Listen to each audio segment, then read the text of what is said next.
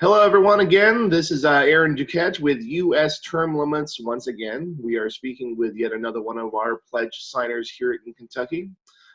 We have a U.S. term limits pledge to back a resolution enabling the states to propose term limits for Congress, something that is supported by 82% of American voters and 84% of Kentucky voters. So I want to introduce to you today Matt Lockett, who is a candidate running for the Kentucky House of Representatives. Matt, we want to introduce yourself a little bit. I'm sorry, I didn't. Would you like to introduce yourself a little bit? Yes, absolutely. Like you said, my name is Matt Lockett, and I'm running in the 39th district, which is just south of Lexington in Fayette County. I'm in Jessamine County, primarily a couple precincts. I'm in Fayette as well. But I'm during the day, I'm a financial advisor, and I have two kids in high school, so between those two things and life and church and so forth, just certainly keeps me busy, and of course also during this season as well. But I'm certainly happy to sign the pledge for sure. Yeah, so like I mentioned before, 84% of Kentucky voters want this thing passed, and it's irrespective of party. It's just a crazy number. You don't see that kind of agreement on hardly anything. That's true. And so I'm kind of curious, why did you have interest in congressional term limits? Why do you support them? Well, to be honest, I've been involved in politics for a long time, and ever since I got involved in politics, back in 2010 is when I really jumped in with both feet. And even at that time, I'm in public speeches and so forth. I'm the county party chairman here in Jessamine County on the Republican Party. And I was pushing for term limits then, and it's something that I feel strongly about, something that I am behind, and there's a lot of reasons why, but like I said, this is just something that I've been pretty passionate about for a long time. Yeah, so obviously. The vast majority of Americans, want term limits on Congress. It's sort of one of those common sense kind of solutions that is just kind of been readily understood and appreciated by most people.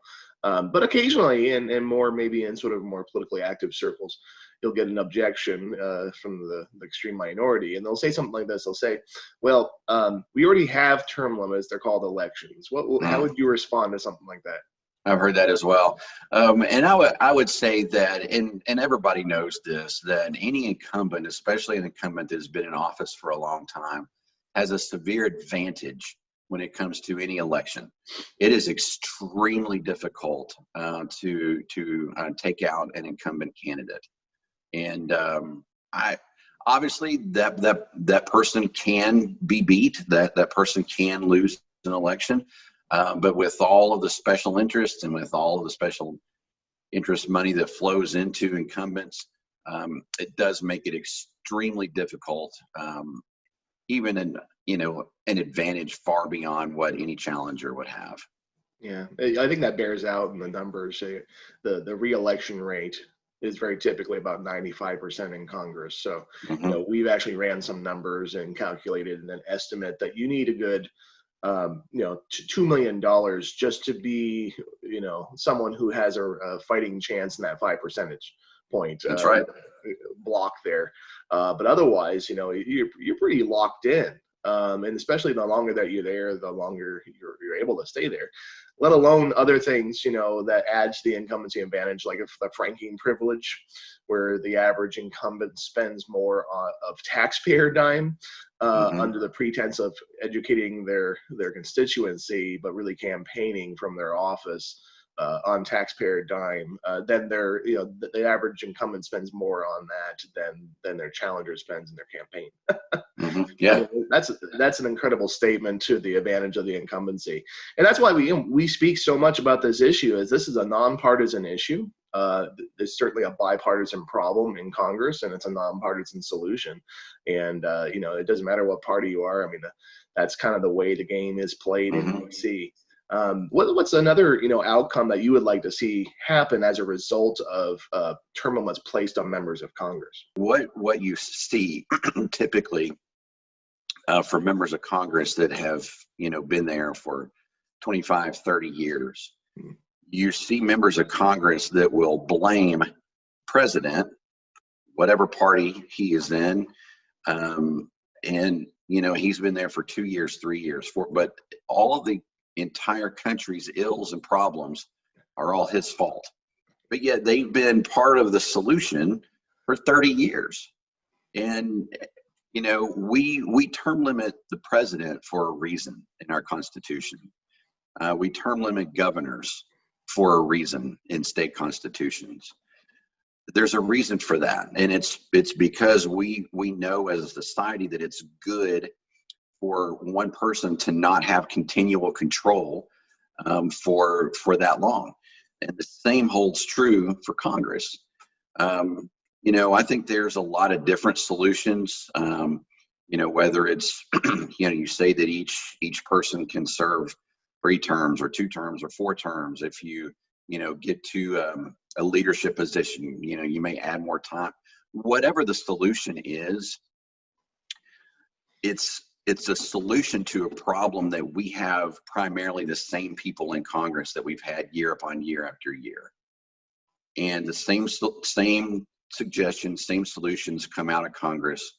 Whereas if we continually put new blood in, and I firmly believe when the framers set up our Constitution and wrote our Constitution, the job of a representative or a senator was not meant to be a full-time position. You were meant to go and serve, do your diligence, do your duty, and come back home and work.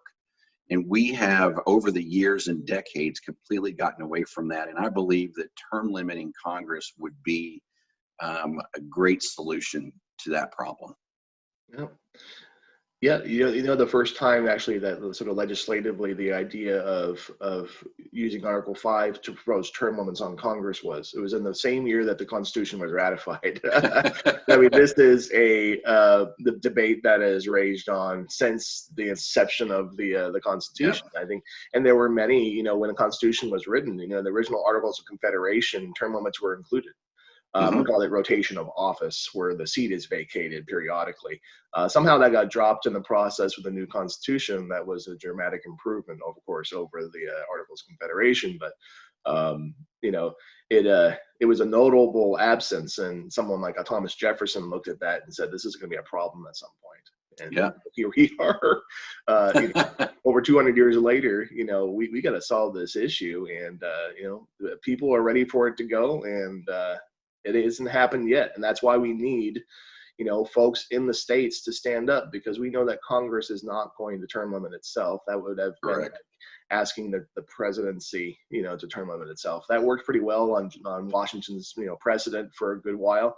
But inevitably, the corruption that happens, and folks start wanting to run for third and fourth terms, and then that's gets into a dangerous situation. That's why we have the 22nd Amendment. So we really need, folks in the states to stand up and push back as an outside party to DC in order to put a check in there that's very much needed, so that we get a more responsive Congress. So that's why we thank you, Matt, for your signing the pledge and being supportive of congressional term limits. We really need that to happen. And we thank you so much for that and for that support. And thank you for spending time with us. Absolutely. Thank you. It's my pleasure. Yeah. All right. Thanks, Matt. All right. Thank you. Take care now. All righty. Bye-bye.